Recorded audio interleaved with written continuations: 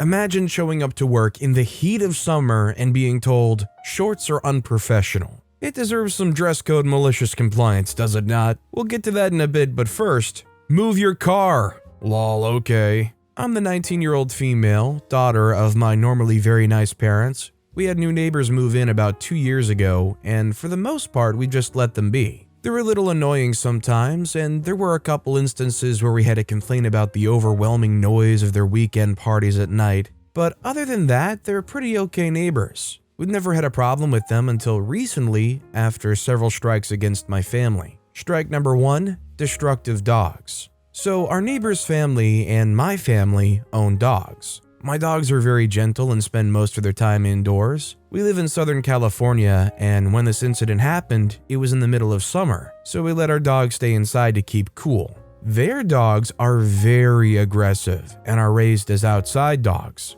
Every time I let my dogs out in the backyard for some fresh air, my neighbor's dogs will attempt to break through the wooden fence dividing our properties via digging, climbing, scratching, etc. The digging was easy to stop, we just filled in the holes with dirt. But at some point, their dog managed to create a hole in the wall large enough for their dog to squeeze their face in, so about the size of a dinner plate. We have cameras, so we caught everything on tape.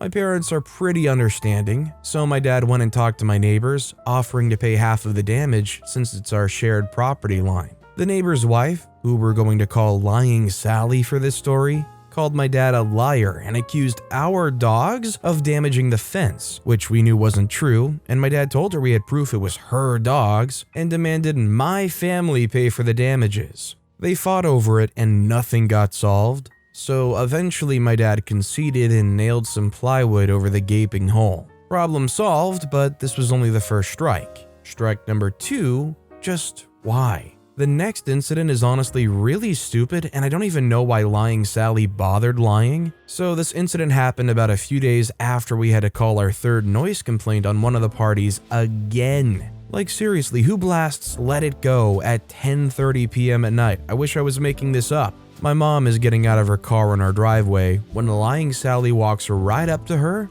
and accuses her of yelling at their lawn mowing guy to not mow their lawn so loudly at 7:30 a.m.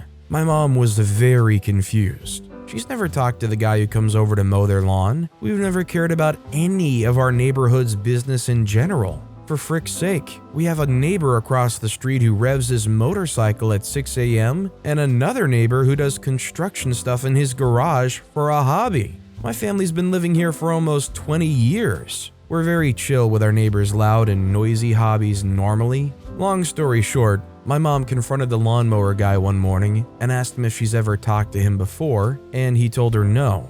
Lying Sally saw this and ran out of the house to confront my mom. She screams, "What are you talking to him for?" And so my mom replies, "Because you're a lying witch." And so that's the gist of it. I don't even know why Lying Sally even bothered lying about that.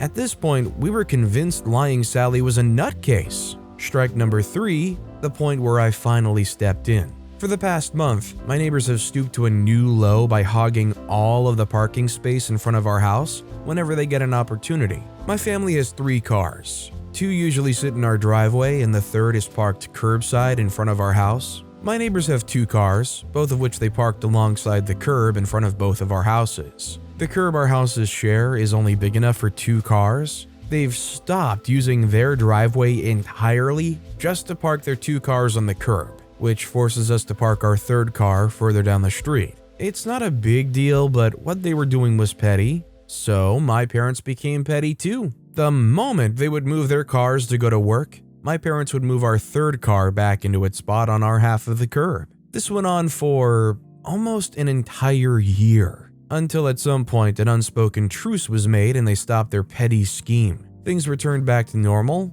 until I accidentally screwed it up.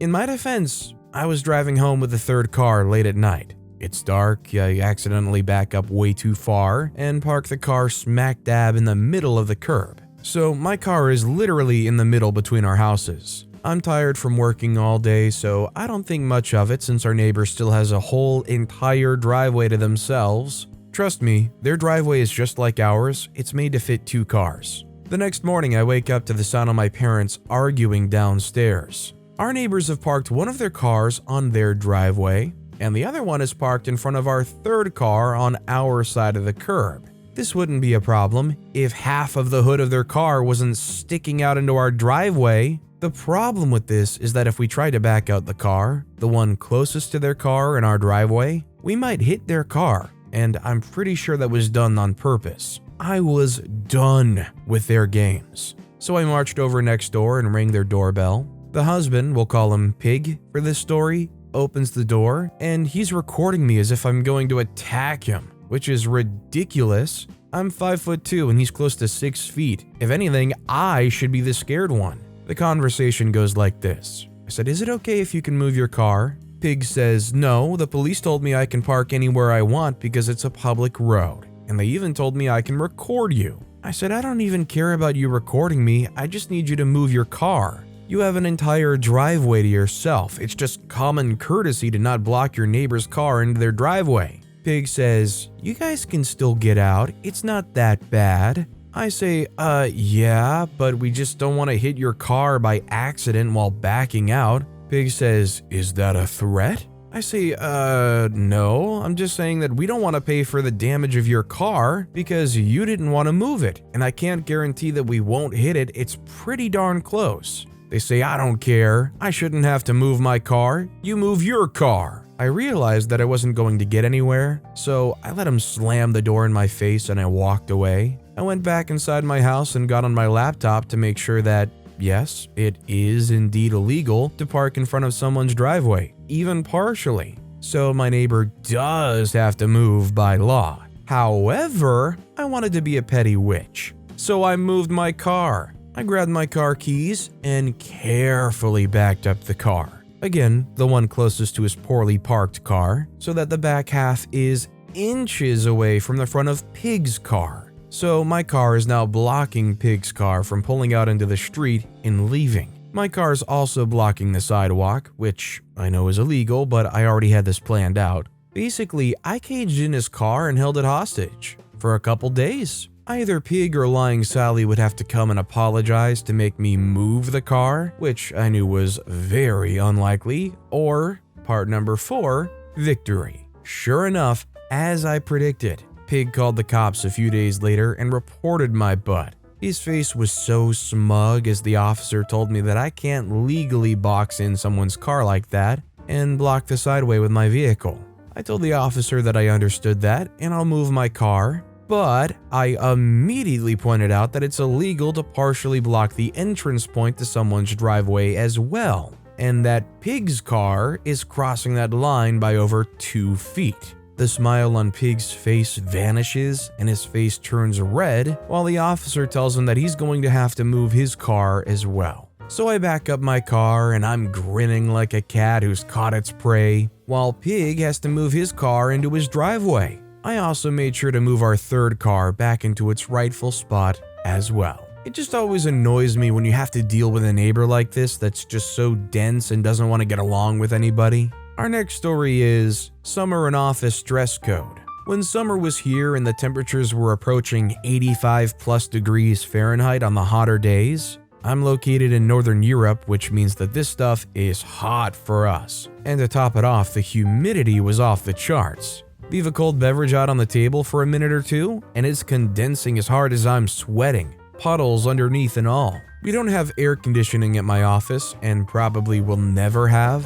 When the weather gets like this, the office turns into a steam sauna, or at least a close approximation, and there is nothing we can do about it. We survive it the best we can by wearing less clothes. At normal temperatures, we wear the typical professional garb, but when the temperature rises, it's typically light dresses and skirts for the women and shorts for the men. The unspoken rule was to just keep the designs professional. No Bermuda shorts, bikinis, or clothes with eye-searing colors. You know, normal common sense. However, this year, shorts are suddenly a problem. If you've never experienced the glory of arbitrary rule changes before, then I envy you. With that bit of context, summer legs, we'll get on with the malicious compliance. What happened is we got a new manager during the start of the year, and apparently this new manager has new manager ideas. Without warning, a couple of days into the steam sauna at work season,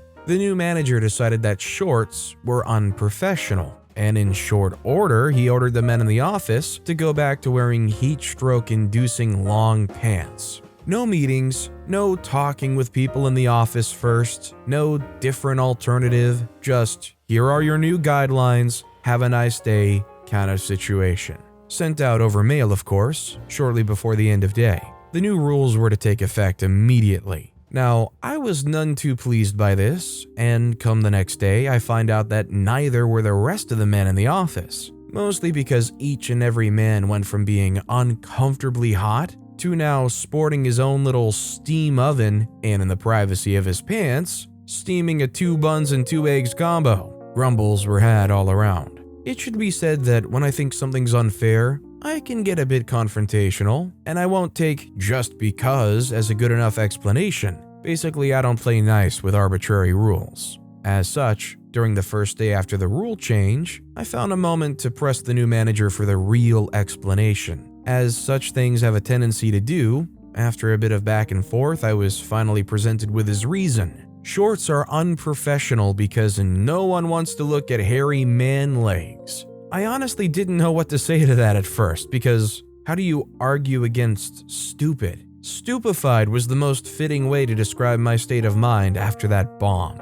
As I went on with the rest of the day, I tried to figure out how to get this whole insane rule changed, because I sure as heck was not going to suffer more than necessary during the whole of summer. I went to my buddy to get his take on it, and to no surprise, he agreed with my take. The new manager was just power tripping or similarly changing rules for no good reason. Now, the question became how to get under his skin and pull him down a peg or two. If you've never dealt with the type of person the new manager is, then I can tell you that showing disrespect to their authority is the best way to get under their skin, and pointing out their stupidity publicly is the easiest way to enact change. Of course, with the additional added benefit of painting a target on your own back. After a good half hour, my buddy had helped me cobble a plan together, and off I went to set it into motion. First, I got confirmation on the reason for no shorts. Basically, had the new manager confirm over mail that shorts were not allowed and unprofessional because of hairy man legs.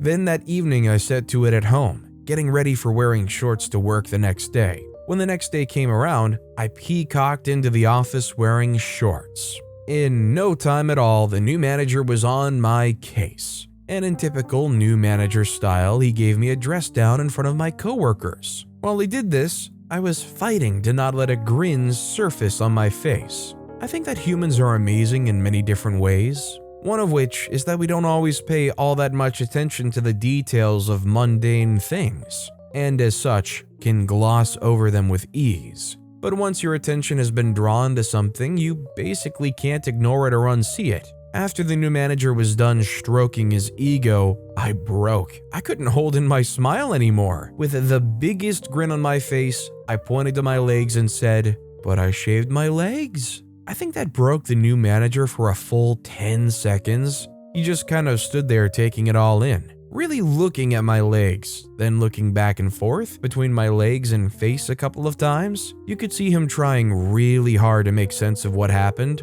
while my coworkers snickered in the gallery. After he kinda got his bearing again, I pointed out that the problem with shorts were hairy man legs. And as they were no longer hairy, shorts should no longer be a problem. I wish I could tell you that it devolved into an epic meltdown. That new manager was so far up his own butt that he was immune to reason and would ignore his own previous statement about professional wear and shorts. That the power battle in the office devolved into a battle for who would get the other fired. That didn't happen. Instead, after a short while, still surrounded by the majority of the office staff, the new manager declared that the men could go back to how it used to be. I haven't suffered any retaliation as of yet, and it seems that's not going to happen, which is good. It's also the gift that keeps on giving because I keep seeing new managers' eyes darting down to my manly shaved legs every now and then when I interact with him. I find it absolutely hilarious, and I'm honestly considering keeping them shaved until it stops demanding his attention.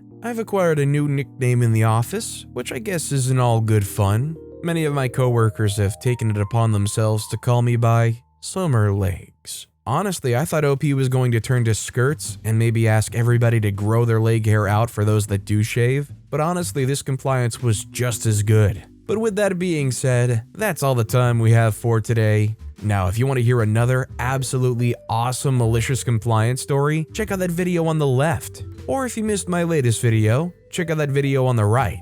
That said, I'll see you all next time with some more stories.